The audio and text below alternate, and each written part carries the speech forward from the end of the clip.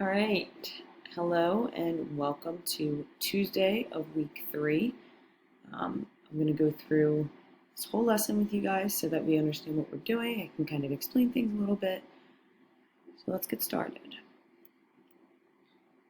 So I went over these expectations, or you at least saw these expectations yesterday, but I'm going to go over them again.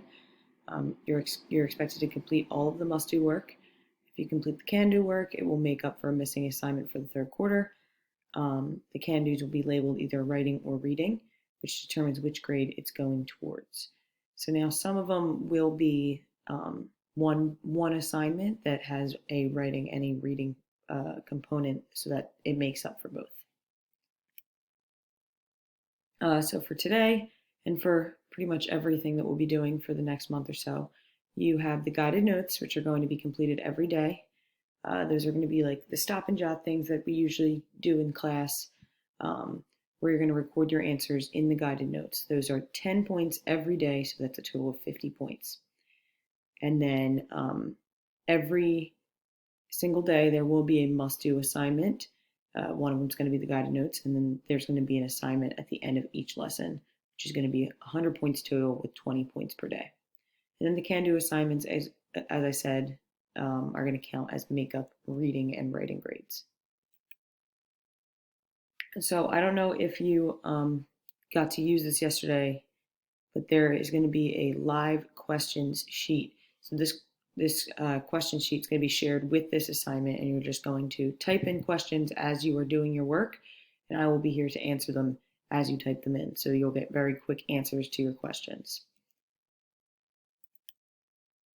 So this week's objectives, this is just an overview of all of them, but yesterday we did that you will be able to define exposition in order to identify the exposition of a fictional text. Today we're going to keep working with plot, and we're going to be able to define rising action in order to identify the rising action of a fictional text. And this is just the rest of the week, Thursday and Friday. So just to go over this again, your must-dos are going to be reviewing this PowerPoint that you're going to watch. That's going to be 10 points because you have to fill in the guided notes. Those are going to be the stop and jot questions. And then you're going to complete the assignment at the end of the lesson. So the Taco Tuesday, the do now that we have for today, just like if we were walking into class, stopping and doing our work, we're going to do the exact same thing today. So you're going to listen to the video. I'm not going to play the whole video because you can do that yourself, and I don't want to take up a lot of time. So you're going to listen to the video, and you're going to answer the following questions. What are your thoughts on the current situation regarding food shortages in this time of crisis? So this is a current event video that talks about how there is a food bank that is experiencing shortages, but they're also experiencing difficulty getting food to the people who actually need it. So what are your thoughts on this?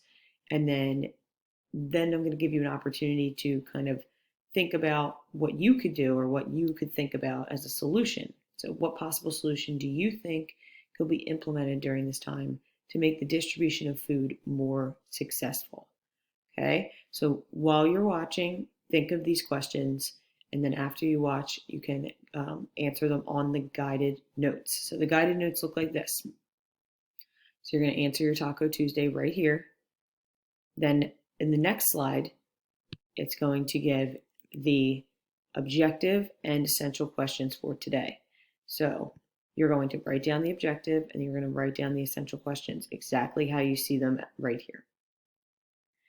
So this is just something, well, I think it's fun. You guys know how much I love these stupid songs, but this is something that I think would be a little bit fun to start you off with your work with plot today. So this is a little video that has a song for Plot Mountain. So I'm going to actually play the rising action part, which is what we're going to be doing today.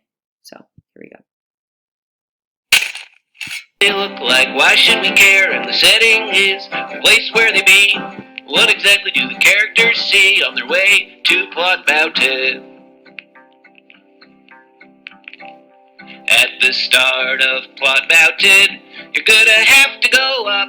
We call this the rising action, and here starts the plot. There's a conflict in the story. You should describe exactly what Like a character has a problem to work through with themselves or the world, what should they do? Or maybe there's some big arguments, or some dramatic natural events on the way up Clot Mountain.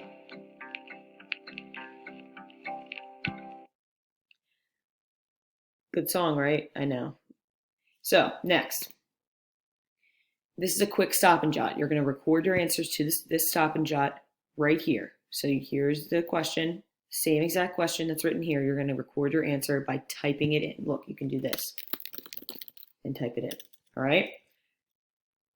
So the question is, what does it mean for something to rise? Easy vocabulary question. What does rise mean? What does it mean when something rises? And then what can the word rise tell you about the meaning of the rising action? If you think about what rise means, now think about what rising action might mean. All right, so this is what you're going to copy in your guided notes. These exact words, starting from about right here all the way down.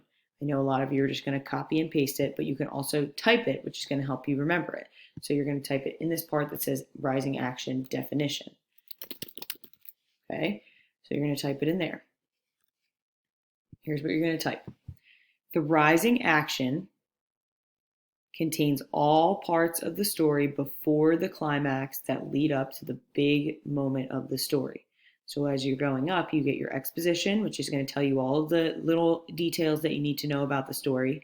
And then you're going up and it's starting to build the conflict of the story. So for example, if two characters appear to be having small arguments in the beginning of the story, this is the rising action because it's creating that conflict. It's showing some argument, some conflict, some things between characters, and it creates tension that makes the reader believe that maybe eventually these characters will have a big fight that may lead to a lesson being learned. So again, it's creating that tension that helps you to predict or feel a little bit suspenseful about what's going to happen in the climax. I don't know if you guys have ever watched those movies that have like demons possessing people. Well, you're always watching that movie during the day. You're like, okay, so what's going to happen today? And during the day, maybe like something falls off the wall.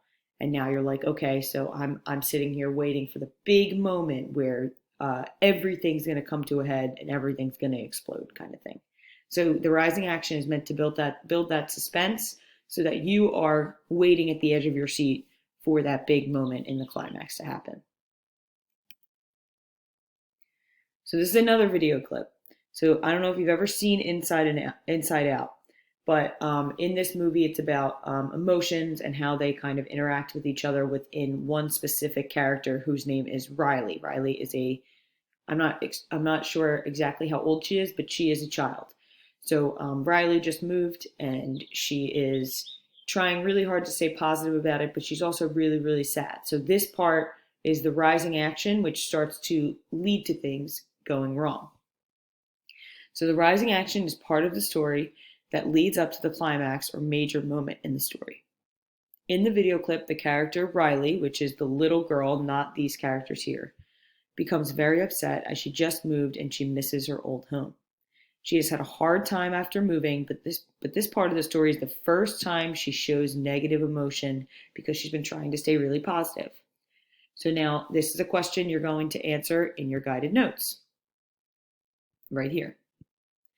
How is the specific scene from Inside Out the rising action of the story? So knowing what you know about what rising action is and knowing what you know about what's going on with Riley, this character who's been trying to stay positive, but this shows a little bit more negative emotion. How is this the rising action of the story? Okay, so finally, this is going to be your assignment. So yesterday, you also had to pick one of these exact same stories. I'm letting you use the exact same story, and you are going to choose the same story and answer the questions on the attached document. So for example, if I did Champion of Quiet yesterday, I'm going to open up Champion of Quiet today.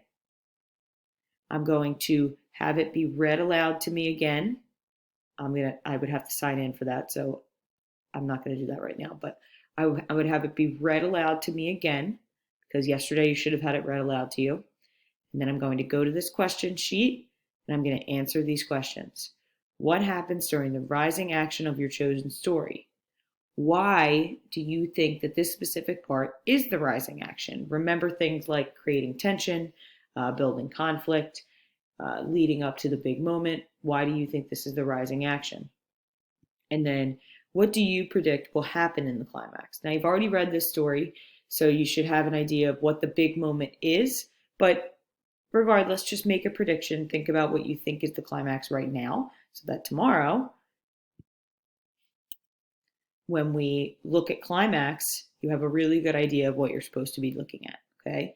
So looking forward, tomorrow you're going to continue your work with plot by talking about the climax of the exact same story. So you're going to pick the same exact story and you're going to think about what the climax is going to be. And just like today, there's going to be specific questions right here. There's going to be questions that you are going to answer.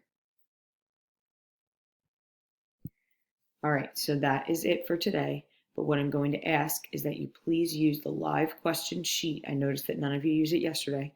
So please use the live questions sheet and ask me questions as you're working. That way I'll be able to answer them just like I was here and I was teaching you live. So use that live questions sheet.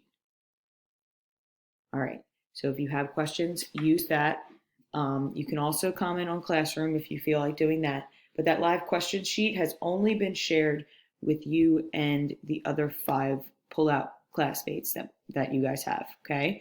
So it's relatively private. So if you have a question that you might feel a little embarrassed about asking, which you should never feel embarrassed about asking a question, but if you do, just make sure that you understand that it's only you and 5 other people who are seeing these things. Those questions are important for you to ask, so I want to make sure that you do that, okay?